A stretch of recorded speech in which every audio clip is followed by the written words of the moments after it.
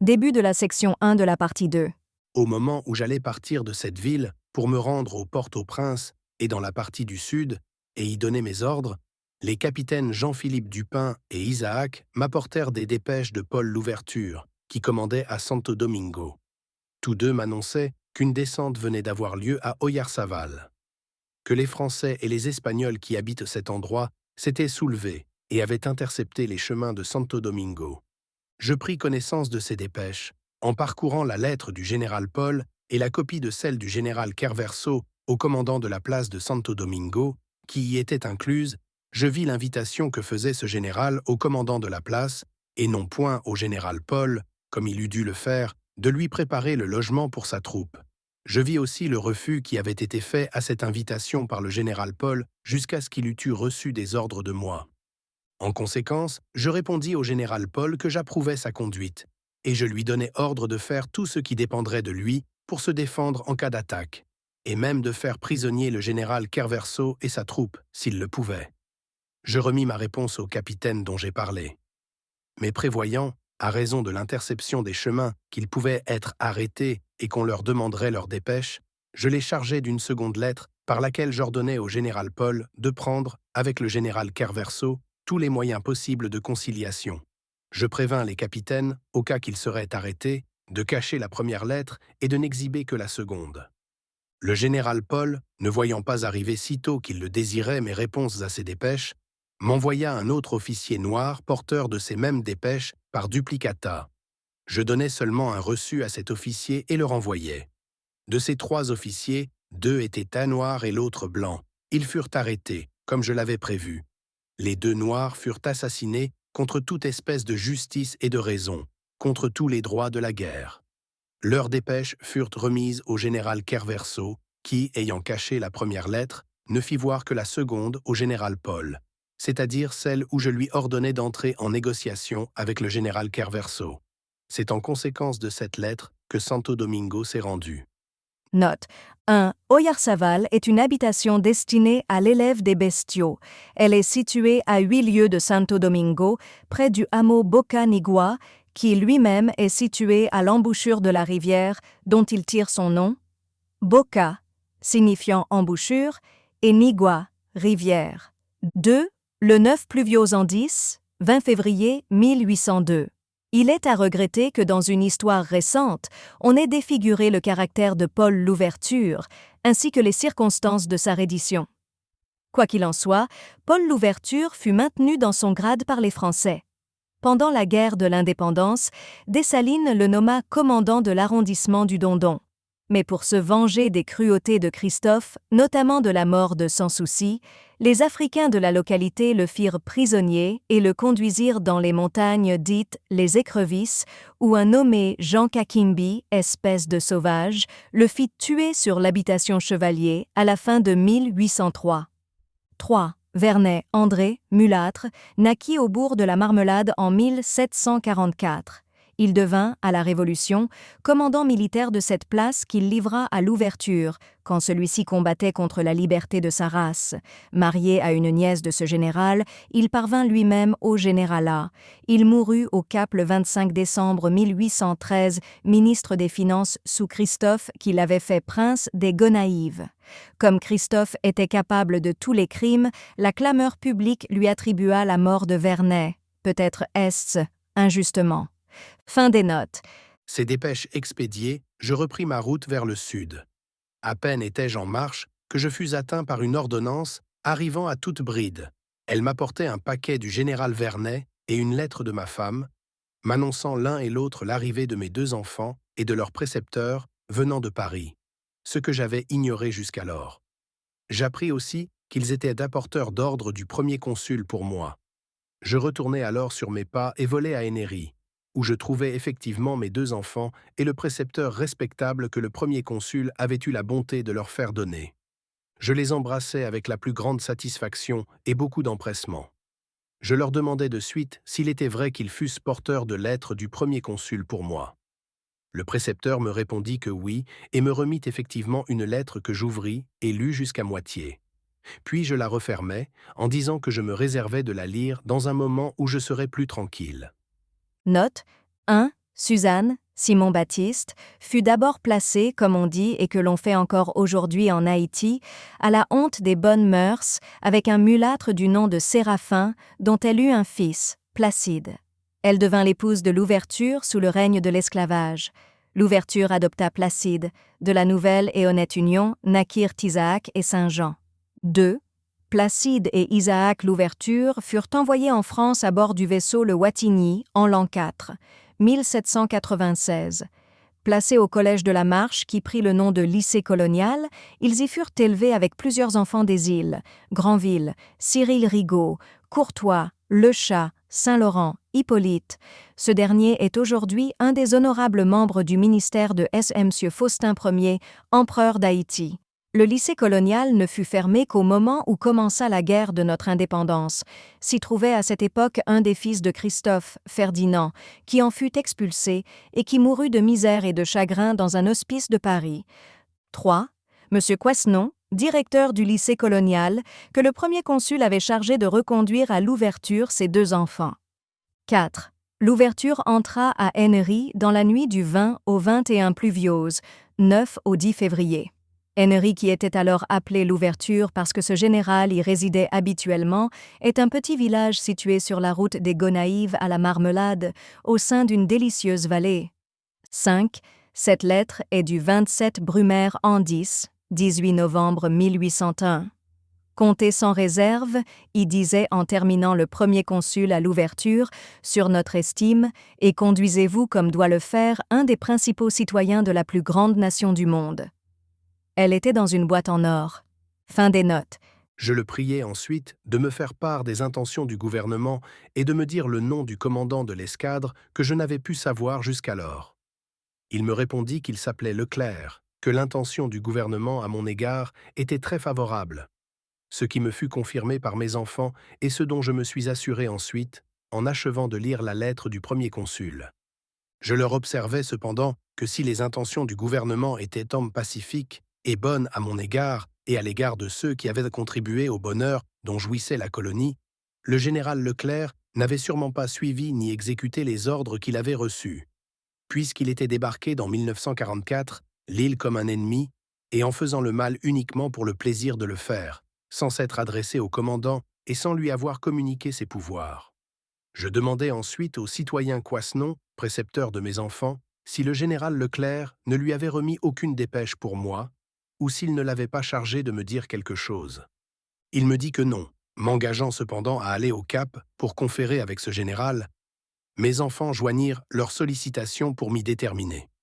Je leur représentais que d'après la conduite de ce général, je ne pouvais avoir en lui aucune confiance, qu'il avait débarqué en ennemi, que malgré cela, j'avais cru de mon devoir d'aller au-devant de lui pour empêcher le progrès du mal, qu'alors il avait fait tirer sur moi, que j'avais couru les plus grands dangers, qu'enfin, si ses intentions étaient de pures comme celles du gouvernement qui l'envoyait, il eût pris la peine de m'écrire pour m'instruire de sa mission, que même il eût dû, avant d'arriver devant la rade, m'envoyer un aviso avec vous, monsieur et mes enfants, comme cela se pratique ordinairement, pour m'annoncer son arrivée et me faire part de ses pouvoirs, que, puisqu'il n'avait rempli aucune de ces formalités, le mal était fait, et qu'ainsi je refusais définitivement d'aller le trouver.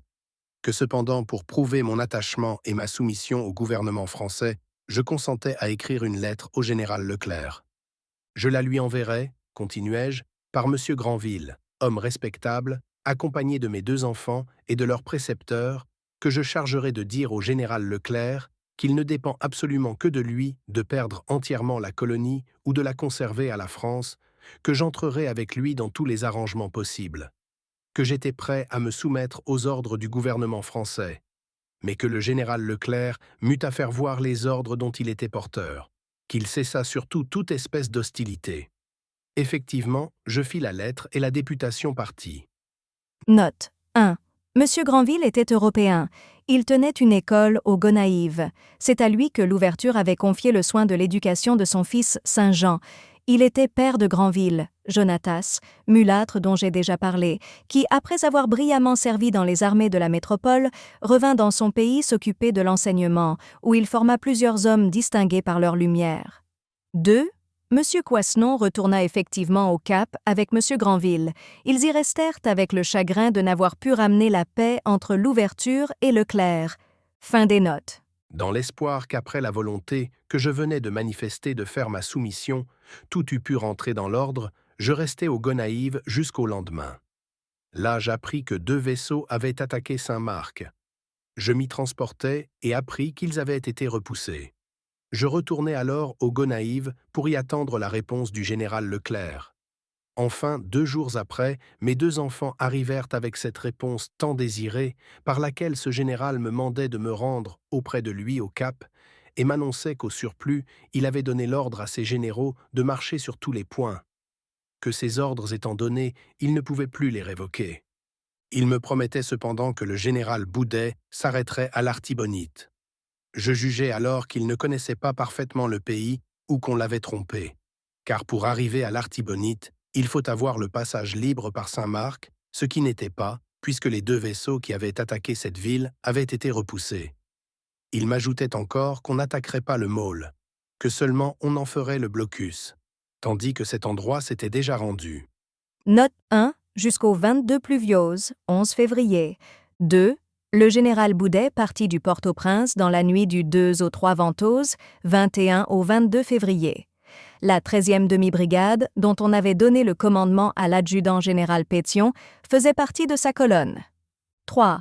Sortant du Port-au-Prince pour se diriger sur les bords de l'Artibonite, il faut effectivement avoir occupé Saint-Marc, à moins de déboucher par les Verrettes ou le Mire-Balais. 4. L'Ouverture reçut cette réponse le 24 Pluviose, 13 février. Il était alors au Gonaïves.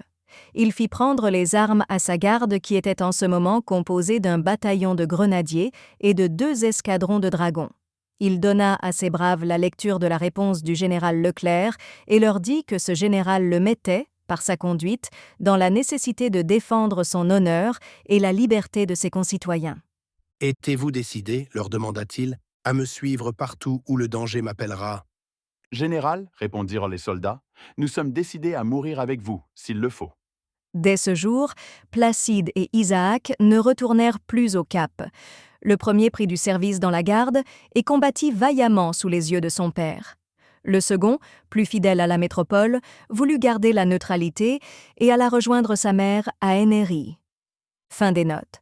Je répondis alors franchement à ce général que je ne me rendrais pas auprès de lui au Cap, que sa conduite ne m'inspirait pas assez de confiance, que j'étais prêt à lui remettre le commandement conformément aux ordres du premier consul, mais que je ne voulais pas être son lieutenant général. Je l'engageai de plus à me faire passer ses intentions, en lui assurant que je contribuerais, par tout ce qui était en mon pouvoir, au rétablissement de l'ordre et de la tranquillité. Je lui ajoutai enfin que s'il persistait à marcher toujours en avant, il me forcerait à me défendre, bien que je n'eusse que peu de troupes. Je lui envoyai cette lettre par une ordonnance très pressée qui me rapporta de sa part qu'il n'avait pas de réponse à me faire et qu'il entrait en campagne. Les habitants des Gonaïves me demandèrent alors la permission d'envoyer une députation au général Leclerc, ce que je leur accordai, mais il retint cette députation. Le lendemain, je fus instruit qu'il s'était emparé sans coup férir et sans tirer un seul coup de fusil du Dondon, de Saint-Raphaël, de Saint-Michel et de la Marmelade, qu'il se disposait à marcher contre Ennery et les Gonaïves. Ces nouvelles hostilités me firent faire de nouvelles réflexions. Je pensais que la conduite du général Leclerc était bien contraire aux intentions du gouvernement, puisque le premier consul, dans sa lettre, promettait la paix, tandis que lui, il faisait la guerre. Je vis qu'au lieu de chercher à arrêter le mal, il ne faisait que l'augmenter. Ne craint-il pas, me disais-je en moi-même, en tenant une pareille conduite, d'être blâmé de son gouvernement? Peut-il espérer d'être approuvé du premier consul, de ce grand homme dont l'équité et l'impartialité sont si bien connus, tandis que je serai désapprouvé?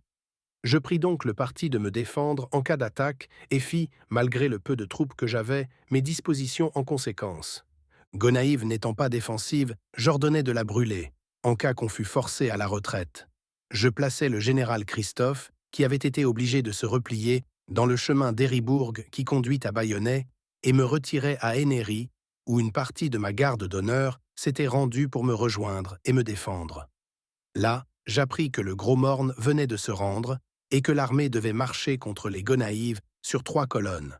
Qu'une de ces colonnes, commandée par le général Rochambeau, était destinée à passer par la Couleuvre et à descendre à la Croix pour me couper le chemin de la ville et les passages du pont de l'Esther.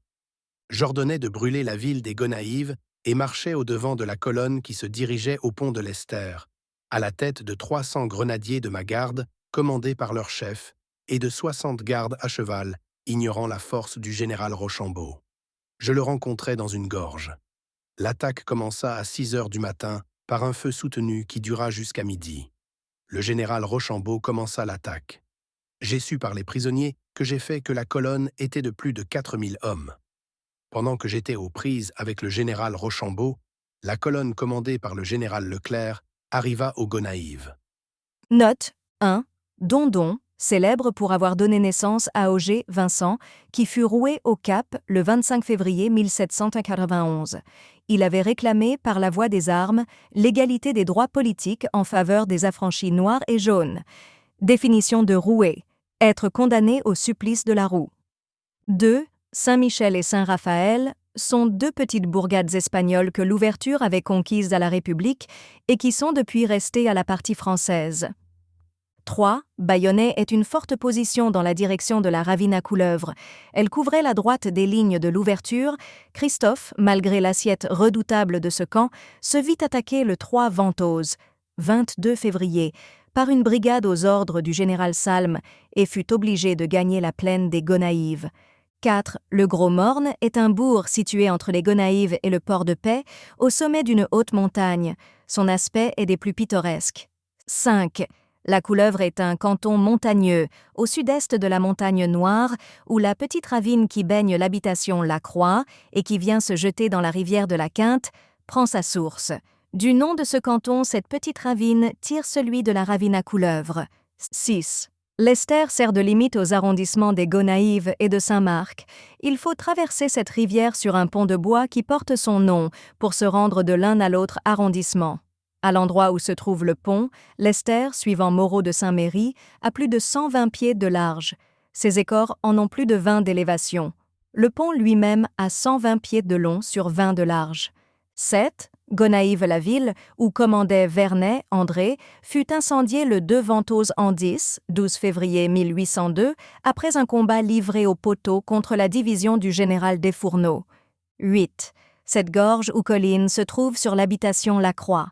Là eut lieu l'affaire connue sous le nom de combat de la ravine à Couleuvre. 9. Ce n'était pas le général Leclerc qui commandait cette colonne, mais bien le général Desfourneaux. Fin des notes. L'affaire de la Croix terminée, je me rendis au pont de l'Esther pour y prendre l'artillerie qui défendait cet endroit, dans l'intention de me rendre à Saint-Marc, où je comptais faire une grande résistance. Mais chemin faisant, j'appris que le général Dessalines, après être arrivé avant moi dans cet endroit, avait été obligé de l'évacuer et s'était retiré à la petite rivière. Je fus obligé, d'après cette manœuvre, de retarder ma marche pour envoyer en avant de moi les prisonniers que j'avais faits à la Croix et les blessés à la petite rivière, et me déterminais à m'y rendre moi-même. Arrivé chez Couriotte, dans la plaine, j'y laissai ma troupe et me portai seul en avant. Je trouvai tout le pays évacué. Je reçus une lettre du général Dessalines qui m'instruisait qu'ayant appris qu'on devait attaquer le Chaos, il s'y était rendu pour le défendre. Je lui donnai ordre de venir de suite me joindre. Je fis mettre les munitions de guerre et de bouche que j'avais avec moi dans le fort L'Ouverture, à la crête à Pierrot. J'ordonnai au général Vernet de se procurer les vases pour contenir l'eau nécessaire à la garnison en cas de siège. À l'arrivée du général Dessalines, je lui ordonnai de prendre le commandement de ce fort et de s'y défendre jusqu'à la dernière extrémité. Je lui laissai pour cet objet la moitié de mes gardes avec le chef de brigade Magny et mes 2 escadrons. Je lui enjoignis de ne pas laisser le général Vernet exposé au feu, mais de le laisser dans un endroit retiré pour veiller au travail des cartouches. Enfin, je fis dire au général Dessalines que pendant que le général Leclerc viendrait attaquer cette place, j'irais dans la partie du nord pour faire diversion et reprendre les différentes places dont on s'était emparé. Par cette manœuvre, je forçai ce général à revenir sur ses pas, à prendre des arrangements avec moi pour conserver au gouvernement cette belle colonie. Note 1. L'ouverture avait voulu se renfermer dans Saint-Marc parce que cette place est régulièrement fortifiée. Ce sont les Anglais qui, pendant leur occupation de 1793 à 1798, lui donnèrent sa ceinture de muraille. 2. Dessalines fit incendier La Croix, le 6 Ventose l'an 10, 24 février 1802, sans avoir essuyé aucune attaque, et alors que l'armée du général Boudet était encore aux environs de Montrouy. Des dépôts de poudre, de goudron, d'eau-de-vie, d'huile avaient été répartis sur différents points. La propre maison de Dessalines, dont la construction, l'ameublement, les fresques avaient coûté plusieurs millions, était remplie de ces matières de la cave au grenier. Il tint à honneur de donner l'exemple du sacrifice. Il le fit d'une manière solennelle. Après avoir distribué des torches à ses officiers, il en saisit une, l'alluma à un grand feu qu'il faisait entretenir depuis 2 jours sur la place d'Armes et donna lui-même le signal de l'incendie en portant sa torche sur l'amas de bois goudronné qui remplissait le vestibule de sa maison. Dans un instant, l'incendie fut général. Pamphile de la Croix, Révolution de Saint-Domingue. 3. Les habitants de la plaine de l'Artibonite s'étaient réfugiés dans les Caos. 4. 2. Il y a le Grand et le Petit Caos. Ce sont des groupes de montagnes qui versent dans l'est, dans le nord et dans l'ouest. Toutes les issues qui mènent dans les flancs de ces groupes peuvent être facilement défendues. La principale de ces issues se trouve au nord-est du village de la Petite Rivière. Elle est flanquée à l'ouest d'un morne, environ 1 lieue de circuit que les premiers colonisateurs baptisèrent, suivant leur habitude, du nom bizarre de la crête à Pierrot. 5. Cette position déjà célèbre par le combat que les affranchis y gagnèrent, le 7 avril 1792, contre les colons, sur lesquels ils firent 150 prisonniers, fut occupée par les Anglais. Ceux-ci y élevèrent un fort dont le feu se croisait dans toutes les directions. Ils l'appelèrent Fort Royal. Quand l'ouverture fit la conquête de la petite rivière sur les Anglais, il donna à ce fort le nom de Fort l'Ouverture. Aujourd'hui, il n'est connu que sous le nom de Fort de la Crête à Pierrot. Dessalines, dont le génie ne put jamais que détruire, sans savoir rien édifier, commençait à faire raser la fortification quand l'ouverture parut à la petite rivière. Il empêcha qu'elle ne le fût. Mémoire d'Isaac l'Ouverture. 6. Magny, Étienne, naquit au Cap-Français, vers 1765. Ancien libre, il servit un instant sous les Espagnols contre la France. À la proclamation de la liberté générale, il revint au Cap, chef d'escadron.